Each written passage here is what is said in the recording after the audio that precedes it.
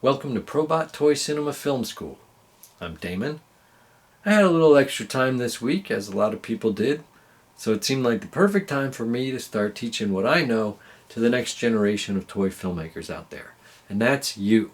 Because no matter who you are, no matter what age you are, no matter what skill level you're at, toy photography, toy animation, or what I call toy cinema is the perfect self-isolation lockdown activity.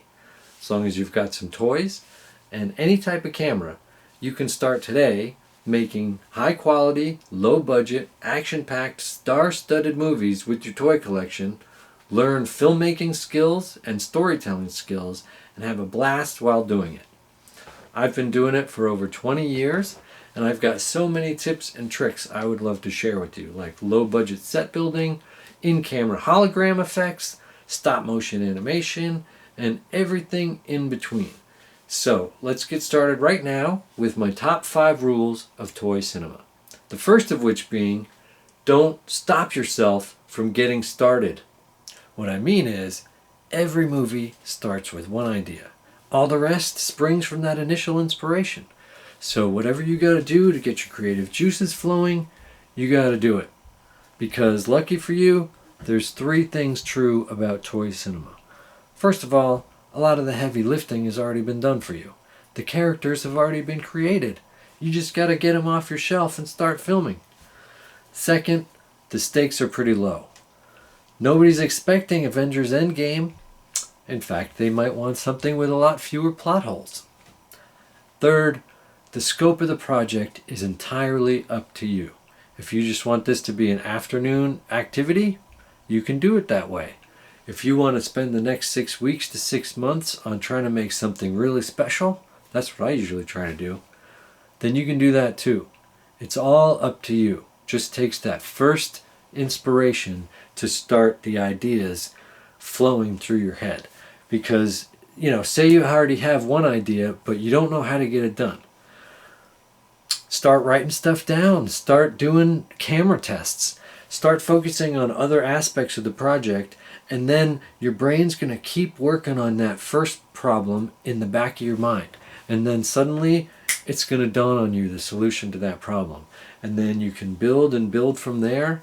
And again, the project is as big or as small as your creativity limits it. My first attempt at toy cinema was a campy parody of the Alien franchise that was inspired by the packaging for these cartoonish versions of the characters being put out by Kenner at the time. Not only did they not have Sigourney Weaver on the package for Ripley, they had a ridiculous quote attributed to her character that was, "The only good alien is a torched alien." Now that was a line of dialogue that I don't remember being in any of the movies, so my friends and I thought it would be funny to make a movie around Ripley saying that ridiculous line of dialogue.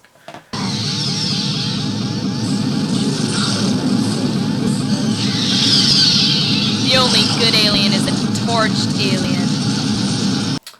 Another example of inspiration I have is also an example for rule number 2, which is make a plan but be flexible. My best example is Hood, a Star Wars story, which started as a super simple concept for a 1-gag sketch, kind of Robot Chicken style, which I was trying to keep it simple and do a quick and easy sketch, but as I often do, it just leads to so many other ideas that it became this whole other project, much larger in scope and scale. And it turned out pretty well, even though I didn't have a script, I didn't have any storyboards, I just started filming and more ideas came to me.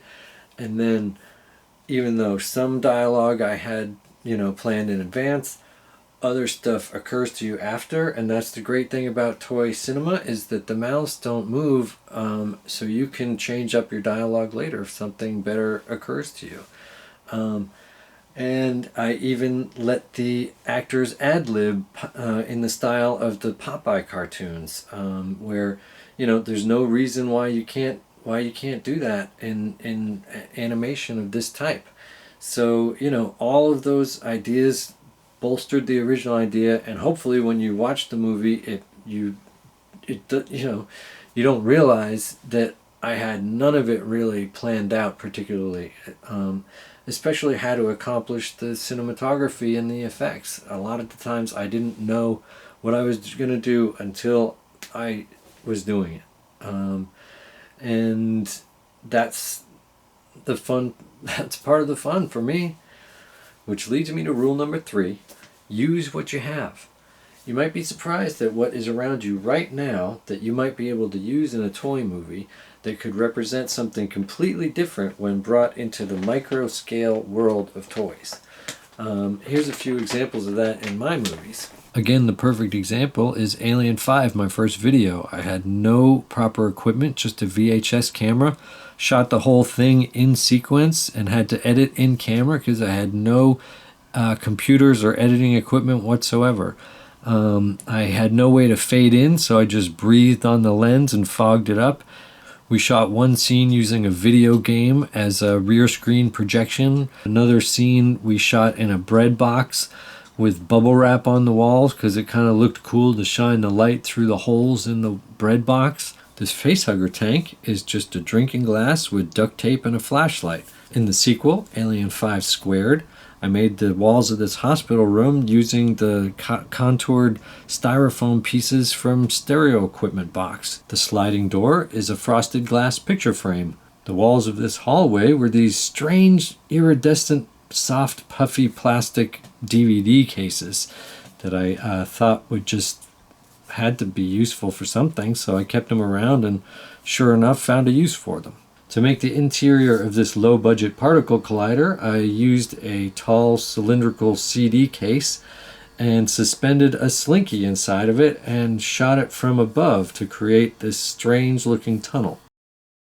I needed palm trees for my Rogue One Battle on Scarif, so I cut up a grocery bag into long strips and frayed one edge and then rolled it up into instant tree trunks and made the palm fronds with green construction paper and again just frayed the edges. The entire set cost less than $1. Use what you have doesn't just apply to set building, but across the board.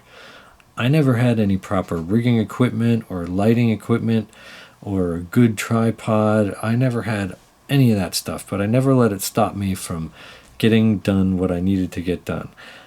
To make this moving background of a rock wall, I used a lampshade that spun around with a paper printout of rocks on it. Every problem's got a cheap solution if you're creative and clever enough to find it. Maybe you don't have the budget for a set, but if you have a piece of cardboard and some markers, you can draw everything 2D style and make a charming little cartoon set. People love that kind of stuff. Maybe you don't use a set at all. Maybe you just... I've seen a lot of videos, toy videos, where the toys just come to life in the room as it is. You can make a really fun, dynamic story that way too. There's always a creative solution to your problem.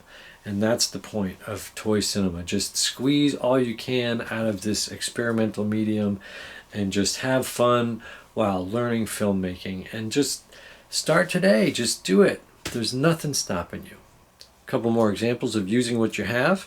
I made this crate out of coffee stirrers and a glue gun. Not that this is any artistic masterpiece, but I have no artistic training. I have no art skills whatsoever, really, which is why I make movies with my action figures. So, but I needed a crate. I had some coffee stirrers. I thought I could probably do that, and turned out okay. My latest animation was a music video for Low Octane's heavy metal cover of Peter Gabriel's Shock the Monkey. So of course we had to shock a monkey, and for that I needed a sci-fi torture table. I didn't have one, so I had to create one using a process called kitbashing. Now technically kitbashing is when model makers take various pieces from existing models and create something new with them. But I think the term can be expanded to include toy cinema and making whatever you need out of whatever you got. And I did that. Specifically, I needed this torture table to be able to move the monkey that was locked inside this pod without lifting this lid every time. So I needed to access it from underneath. And to create this table, I used a lid from a jar. a scope from a paintball gun. This broken piece from some other play set. I don't even remember what it was, but I spray painted it silver. This drill, I think, was from maybe Teenage Mutant Ninja Turtle toy. I don't know. This is some sort of like coaxial cable converter to RCA. I don't know. This is a broken stick-on LED lamp. And broken in a moment of frustration while making toy cinema. It ain't easy, folks. Then this base from a Barbie chair, some sort of rotating chair from like a 70s vintage toy. Then we got in here some paper clips that were twisted into this wire and a little piece of tin foil for the lid on the monkey's head. And the lid, of course, is from you must recognize this from every drugstore 50-cent toy dispenser little pod. And that's used specifically to be recognized, because I love when, like I said, when stuff, especially something to do with toys, something that brings you back to your childhood, because to me that's what toy cinema is all about, to take the audience back to their childhood when they believed toys were alive, and bringing toys to life. That's basically the whole purpose of this whole thing for me. But that's oh wait, one more piece. This piece here is actually from Hellboy. This is for real Kitbashed by real model makers out of some two other random pieces that were made into a mold and made for Hellboy, for the underground chasm that the elevator descends into in the opening of the film. And I took this from when we demolished the set. I worked at Fantasy 2 Film Effects, and we did all the miniature model work and all the pyro work. It was fantastic, and this is a relic of that and an homage to kit bashing itself. So that is your lesson in kit bashing. I made this in about an hour without thinking about it too much. I just needed what I needed and made it happen. So I think you can do it too. Just look at what's around. What do you got broken in the garage that you can piece together into something else? Just think, open your mind, and see what happens. Which leads me to rule number 4, challenge yourself. Because if you're going to be a student of mine, I would hope you'd agree you owe it to your audience to put in that extra effort to make your movie as good as it can be on every level. If that's funny or exciting or full of special effects, whatever level you're at, you just got to challenge yourself to make it that extra bit better. Because, we all know there's a lot of toy animation out there, and every kid with a bag of Legos and a cell phone thinks they're the next Taika Waititi, but they, all can't be that. You want your stuff to rise to the top, so please challenge yourself. Which leads me to rule number 5. There are no rules. Of course, there are rules to filmmaking. There's a shorthand language of cinema that has been developed over more than a century, and the more that you know about those rules and why they exist, the easier it is for you to tell your story, using the building blocks that other filmmakers have laid before you, basically. Because there's a noticeable difference between breaking a rule because you didn't know it existed and breaking a rule on purpose. But that doesn't mean you can't use this experimental medium to just go crazy and do whatever you can think of. There's a way to get it on that screen. You just gotta be creative and think of a way to do it. I'm telling you, there's a way, a cheap and easy way around any filmmaking problem. And, like I said, learn everything you can about movies and how they're made, because the more you have in your toolkit, the more ready you are to solve your own filmmaking problems. If you like this video, I really need your support, so please subscribe to the channel, like the video, and hit the little bell to be notified of new episodes, because I plan to make them weekly, and next time I'll get more technical with demonstrations of homemade special effects that you can do. And I plan on, cranking out these videos weekly, hopefully. So I'll need your support. Right now I can't monetize the channel with ads. I need 4 times the viewership in order to accomplish that. I have the subscribers I need, but I need 4 times the watch hours. So please watch more of my videos and share them with your friends. Like and subscribe, as I said. But for now, please buy a t-shirt. I've been showing several of them off. I have lots of designs available on my t-shirt store down below.